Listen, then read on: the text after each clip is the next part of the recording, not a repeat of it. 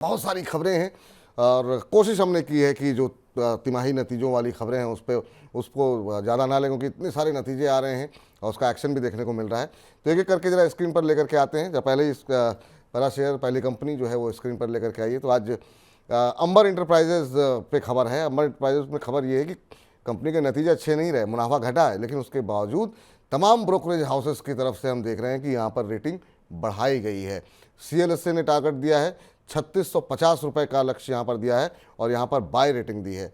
Jefferies की तरफ से बाय रेटिंग आई है और इसने 3990 ये लक्ष्य जो है अंबर एंटरप्राइजेस के लिए तय किया है। और कहा गया है कि एयर कंडीशनिंग क्षेत्र में कंपनी की जो ग्रोथ है आने वाले दिनों में वो काफ़ी अच्छी देखने को मिलेगी और कंपनी जिस तरीके से आगे बढ़ रही है वो उससे लोगों को काफ़ी भरोसा है कि यहाँ पर रिकवरी काफ़ी तेज़ी के साथ आएगी।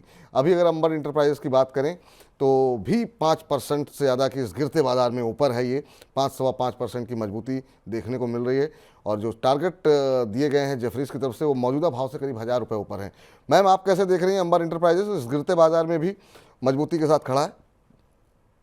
ये जिस मजबूती से खड़ा है, मेरे हिसाब से अगर सिर्फ ट्रेडिंग व्यू अगर देखें तो ऊपर 3080 तक के इसके लक्ष्य बैठ रहे हैं। तो 3080 के ऊपर अगर ये स्टॉक निकलता है तो फ्रेश ब्रेकआउट होगा और ये जो फंडामेंटली सारे ब्रोकिंग हाउसेस ने जो लंबे टारगेट दिए हैं एक लंबी अवधि के लिए, उसके तरफ मूव स्टार्ट हो जाएगा। बट अभी ट्रेडिंग व्यू के हिसाब से 3080 इस लेवल पे प्रॉफिट बुक कर लेना चाहिए और उसके ऊपर अगर 3085 के ऊपर निकलता है तो फ्रेश निवेश कर सकते हैं एक लंबे मूव के लिए।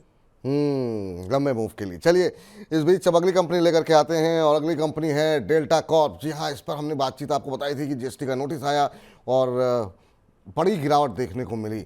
लेकिन अब यहाँ पर एक राहत भरी खबर है कि बॉम्बे हाई कोर्ट ने 16,195 करोड़ की जो GST देनदारी थी वो फिलहाल के लिए उस पर फौरी राहत देते हुए रोक लगा दी है। और ये कहा गया है कि बिना कोर्ट से पूछे जो है अंतिम निर्णय जो है वो GST के DG ना करें। कंपनी और सब्सिडरी जो कंपनियां हैं उसके ऊपर करीब 23,000 करोड़ रुपए की देनदारी है टैक्स की, और कंपनी की मार्केट कैप कुल 4,000 करोड़ की है। तो ये कंपनी के लिए बड़ा संकट था, उसमें एक बड़ी राहत यहाँ पर आई है। और इस खबर के चलते हम देख रहे थे 3% से ज़्यादा का उछाल यहाँ पर सुबह देखने को मिल रहा था। लेकिन अभी की अगर स्थिति देखें तो भी 2-2.25% के आसपास की मजबूती है। 132.80 का स्तर यहाँ पर देखने को मिल रहा है। मैम, काफ़ी पिटाई हुई इस शेयर की बुरी तरीके से। अब रिकवरी आ रही है, कुछ राहत मिली है, लेकिन ये राहत कितनी टिकाऊ होगी, कितने लंबे समय तक रहेगी कह नहीं सकते। आपकी सलाह डेटा कॉर्प पे? जी, ये शेयर के जो प्राइसेस है वही बता रहे हैं कि कितनी मजबूती है इसमें, कि इतनी बढ़िया न्यूज आई है। इतने अच्छे न्यूज के बावजूद सुबह ओपनिंग गैप अप ओपनिंग हो चुका था, बट वहां से मुनाफा वसूली दिख रही है। स्टॉक नीचे आ चुका है और टेक्निकली देखे तो इसका 150 का बहुत स्ट्रॉन्ग रेजिस्टेंस है। उसी लेवल पे गैप डाउन ओपनिंग जो हुआ था जब नेगेटिव न्यूज आई थी, तो 150 के भाव पे ये स्टॉक रुक सकता है। उसके ऊपर चलना थोड़ा मुश्किल है। उसके ऊपर चलना थोड़ा सा मुश्किल है। और यही वजह है कि जैसा कि अवनी जी कह रही थी कि इतनी बड़ी खबर आई कि इतनी बड़ी राहत मिली, उसके बावजूद शेयर जो है वो रफ्तार पकड़ने को उस तरीके से तैयार नहीं है। अगली कंपनी लेकर के आइए जरा स्क्रीन के ऊपर। यहाँ पर भी खबरें हैं और रेणुका शुगर, रेणुका शुगर क्या बल्कि पूरा शुगर पैक आज जो है वो हम देख रहे हैं मिठास से भरा हुआ है। खबर ये है कि अंतर्राष्ट्रीय बाजार में जो चीनी की कीमतें हैं उसमें काफ़ी तेज़ी देखने को मिली और ये 12 साल के उच्चतम स्तर पर जाकर के पहुंच गई हैं। और इसके चलते आज हम देख रहे हैं कि चाहे वो रेणुका शुगर हो या फिर बलरामपुर चीनी हो, बजाज हिंदुस्तान हो, सब में अच्छी खासी मजबूती यहाँ पर देखने को मिल रही है। रेणुका शुगर में हम देख रहे थे सुबह करीब करीब 5% से ज़्यादा की मजबूती देखने को मिल रही थी, लेकिन वो सारी तेज़ी अब काफूर होती हुई दिखाई दे रही है। ऊपरी स्तरों से काफ़ी नीचे अब आ चुका है रेणुका शुगर, 0.25% के आसपास की ही बढ़त देखने को मिल रही है। तो बाज़ार के अंदर जो गिरावट हुई है उसका असर यहाँ पर देखने को मिल रहा है। बलरामपुर चीनी भी अब मात्र 0.25% के आसपास की तेज़ी दिखा रहा है। इसके अलावा अगर हम बात करें अवध शुगर की, तो यहाँ पर अगर देखें तो इसमें भी अब हम देख रहे हैं बढ़त कम हुई।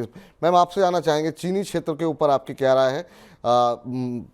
खबर यहाँ पर यही है कि इंटरनेशनल मार्केट में अब चीनी की कीमतें बढ़ रही हैं और 12 साल की ऊंचाई पर पहुंच गई हैं और उसके चलते आज सुबह मोमेंटम अच्छा खासा था, लेकिन अब वहाँ से हल्के हुए हैं शेयर।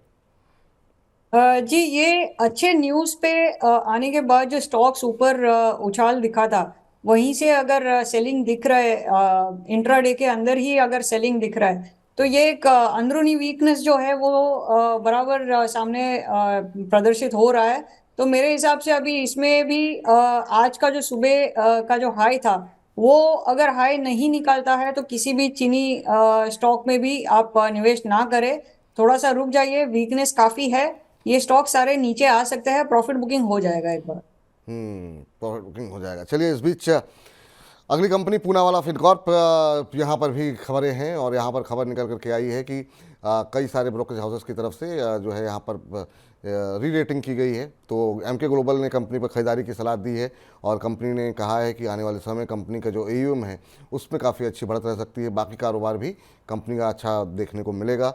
और यहाँ पर लक्ष्य बढ़ा करके 430 रुपये कर दिया गया है और इसके चलते आज सुबह से मजबूती यहाँ पर बनी हुई है। ऊपरी स्तरों से ये भी शेयर हल्का हुआ है, लेकिन अभी भी 1.25% के आसपास की मजबूती देखने को मिल रही है। पूनावाला फिनकॉर्प में 354.60 रुपये पे ट्रेड करता हुआ। Ma'am, Poonawalla Fincorp 2-3 brokerage houses की रिपोर्ट आई हैं, उसके चलते आज सुबह से थोड़ा सा मोमेंटम यहाँ पर देखने को मिल रहा है। आप कैसे देख रहे हैं चार्ट्स पे इसको? जी, ये स्टॉक अच्छे लेवल पे है, इसमें आप एंट्री कर सकते हैं। अभी ये जो ब्रोकिंग हाउसेस के जो टारगेट्स होते हैं या अपग्रेड्स होते हैं, जी। अब ये स्टॉक का में ऐसा होता है कि मान लीजिए रिलायंस की बात करें तो 2700 के लेवल पे भी फंडामेंटली अच्छा था, 2400 के लेवल पे भी अच्छा था, और अब अगर ये 1800 का भाव आ जाएगा तो भी ये स्टॉक फंडामेंटली अच्छा ही रहेगा। बट अगर ट्रेडिंग करना है तो एक एंट्री पॉइंट बहुत जरूरी है, वो आपका सही होना चाहिए। तो ये पूना वाला फिनकॉर्प के लिए वो एंट्री पॉइंट जो है वो 350 का रहेगा। 350 के लेवल पे अगर मिलता है तो बहुत अच्छा रिस्क रिवॉर्ड बैठेगा और वहां पे आप निवेश कर सकते हैं। तो वहाँ आप निवेश कर सकते हैं। चलिए इस बीच जब अगली कंपनी लेकर के आई है जीएसएफसी। जीएसएफसी पे आपको बता दें, जो इजराइल और हमास के बीच युद्ध चल रहा है, तो ये वो सेक्टर हैं जो कि जिनको कि इसका फ़ायदा हो रहा है। इजराइल हमास युद्ध के बढ़ने से फर्टिलाइजर शेयरों के अंदर हम देख रहे हैं, जो जीएनएफसी हो, जीएसएफसी हो, इन सब में पिछले कुछ दिनों में तेज़ी देखने को मिली है। इजराइल जो है, आपको बता दें कि पोटास का एक बड़ा निर्यातक देश है और जो युद्ध की स्थिति देखने को मिल रही है, ऐसे में ये उम्मीद लगाई जा रही है कि जो एक्सपोर्ट था वो उतना बेहतर तरीके से नहीं होगा जैसे पहले हो रहा था। तो निर्यात में बाधा पड़ सकती है, इस बात की आशंकाएं हैं। उसके चलते फर्टिलाइज़र की कीमतें बढ़ती हुई दिखाई दे रही हैं और उसी का असर जो है वो शेयर प्राइसेस में देखने को मिल रहा है। अगर हम जीएसएफसी की बात करें तो आज हम सुबह से ही देख रहे थे कि अच्छी बढ़त यहाँ पर जीएसएफसी के शेयर में देखने को मिल रही थी। अब ऑलमोस्ट फ्लैट, ऊपरी स्तरों से तो निश्चित रूप से आज पूरा बाजार ही गिर गया है, तो यहाँ पे भी थोड़ा सा दबाव हुआ है, लेकिन अभी ऑलमोस्ट फ्लैट ट्रेड करता हुआ 190 के आसपास। मैम, आपकी राय Gujarat state fertilizer and chemical पे अभी इन लेवल्स पे कैसे देख रही हैं आप?